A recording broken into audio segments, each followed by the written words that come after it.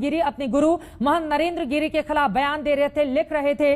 आपको यह भी बताते चले कि सबसे बड़ी संस्था साधु संतों की है अखिल भारतीय अखाड़ा परिषद, जिसके अध्यक्ष थे महंत नरेंद्र गिरी। और इस तरह से उनकी संदिग्ध परिस्थितियों में मौत का हो जाना अपने आप में बहुत सारे सवालों को पीछे छोड़ गया है।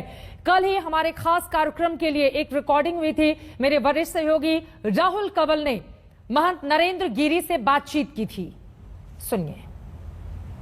आपको वाकई में लगता है कि कुछ काम हुआ है बीते 4.5 साल में? देखिए, 4.5 साल में काम नहीं, विकास जितना मतलब अन्य सरकारों से तो ज्यादा हुआ। कैसे, क्या हुआ यहाँ? देखिए, पहली बात आप जाइए, रोड सड़क देख लीजिए, आप गांव की सड़क देख लीजिए, हाईवे देख लीजिए। आप बनारस लगता था 4 घंटा, आज लगता है 1.5-2 घंटा। आप कानपुर चले जाइए, प्रयागराज से कौशाम्बी का जो मार्ग था, वहाँ कभी आप जब गए होंगे तो उस समय लगभग हमें लगता है कि हम वहाँ मेरा खेत भी है, मूरतगंज जाने लगता 2 घंटा लगता था। आज अपने खेत में 30 मिनट पहुँच जाता हूँ। तो ये सब विकास दिखता है। दूसरी बात देखिए, हमारा कहना ये है कि गरीबों इस कोरोना काल में 4.5 साल जोड़ा आपने, 1 साल निकाल दिया कोरोना काल के लिए, अब बचा 3.5 साल। और 3.5 साल में जो विकास भाजपा ने किया वो वास्तव में हुआ प्रशंसनीय भी है।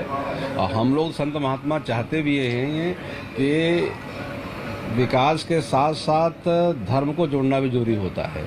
जो हमारी परंपरा में सनातन परंपरा को लेकर चले वह सरकार अच्छी भी होती है और धर्म के प्रति वो डरती भी है। और जिन्हें धर्म को कोई डरे नहीं है तो क्या करेगा? पर क्या साधु संतों का कोई पॉलिटिकल साइड लेना, कोई राजनीतिक पार्टी के पक्ष में इतने खुले तरीके से आना, क्या ये सही है? नहीं, देखिए, आप सोचिए इस पे।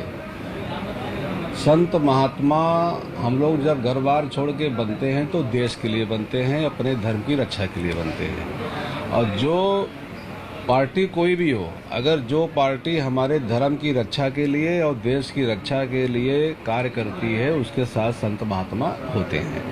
आज अगर और पार्टियां खुल के हमारे सनातन परंपरा का समर्थन करें, राम मंदिर का समर्थन पहले कोई किया नहीं, अब तो सब कर रहे हैं। नहीं, अब तो उनकी मजबूरी है, अब तो उनकी दिखावटी मजबूरी, अब तो मजबूरी मान लीजिए उनकी। आप वो जान गए हैं कि जिस तरह से मुस्लिम एक हो रहा है वैसे हिंदू एक हो रहा है, तो उनकी मजबूरी है कि अब वो जानते हैं कि नहीं, मुसलमान को छोड़कर जरा हिंदू तरफ ही जाना पड़ेगा, लेकिन वो सफलता नहीं मिलेगी। इसलिए असली चीज क्या है? असली चीज जो शुरू से रहा वो असली है, और जो अभी जोड़ा तो नकली माना जाएगा भाई। महंत नरेंद्र गिरी का ये आखिरी इंटरव्यू कल का ही है। कल दिन तक इस बारे में किसी को भी आशंका नहीं रही होगी, जो इतने खुश दिखाई दे रहे हैं, इतनी अच्छी बातें करते हुए भी वो नजर आ रहे हैं। साधु संतों के बारे में भी विस्तार से उन्होंने जिक्र किया, दिल की हर एक बात बोली।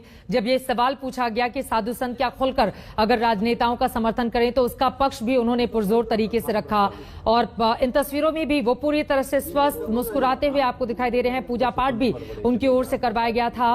वो संत इस तरह से अचानक से चले जाएंगे, संदिग्ध परिस्थिति में उनकी मौत का मामला सामने आ जाएगा, एक दिन के बाद ही हर कोई स्तब्ध है और जानना चाहता है कि आनंद गिरी जो उनके ही शिष्य थे, आखिर किस तरह से मानसिक रूप से उनकी ओर से प्रताड़ना दी गई, जिसके बाद इतने बड़े संत ने सुसाइड कर लिया। जिस तरह की जानकारी पुलिस की ओर से दी गई है कि चारों तरफ से दरवाजा अंदर से बंद था, दरवाजे को तोड़ा गया है और दरवाजे के भीतर जब दाखिल हुए लोग तो वहां पर एक सुसाइड नोट मिला है। मानसिक तौर पर उसमें परेशान होने का जिक्र है और सुसाइड नोट में एक शिष्य का नाम भी है।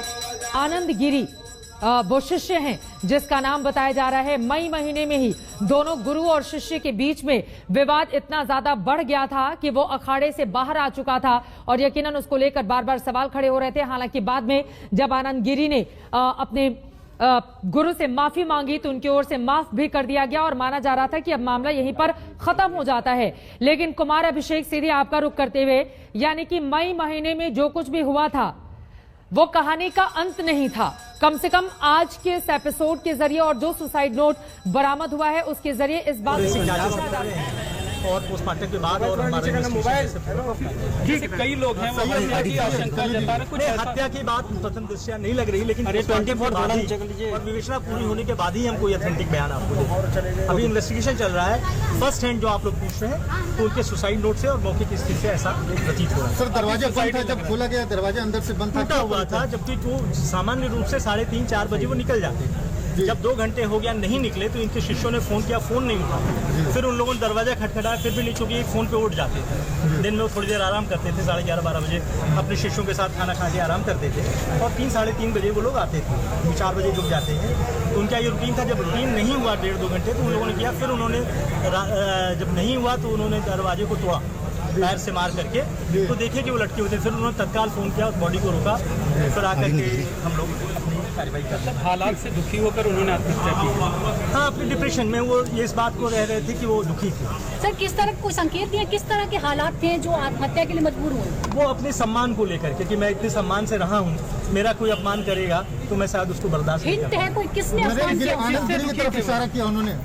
अभी अपने ही शिष्यों के बारे में कहा। आप लोग समझ रहे हैं, आप लोग यहीं के रहने वाले हैं। सुनने में आया कि लिखा था कि लेटर में कोई नाम लिखा हुआ था, नाम लिखे हैं। कितने पन्ने का सुसाइड नोट है सर? 6-7 पेज का है। 6-7 पन्ने का, यानी काफी पहले विस्तार से से। उन्होंने पहले से तैयारी करके उन्होंने ये लग रहा है कि वो काफी व्यथित थे। हैंड रिटन है। सर जिनका नाम मेंशन है, आप नाम नहीं बता रहे हैं क्या, लेकिन वो लोग यही इसी लोकेशन पे हैं? परेशान जैसा हो गया कि पूज्य महाराज जी कैसे अखाड़ा परिषद के हमारे अध्यक्ष थे और अध्यक्ष के रूप में उन्होंने कितनी लड़ाइयाँ लड़ी, किस किस प्रकार की चुनौतियों का सामना किया, किस प्रकार से कुंभ मेले में उन्होंने योगदान दिया, चाहे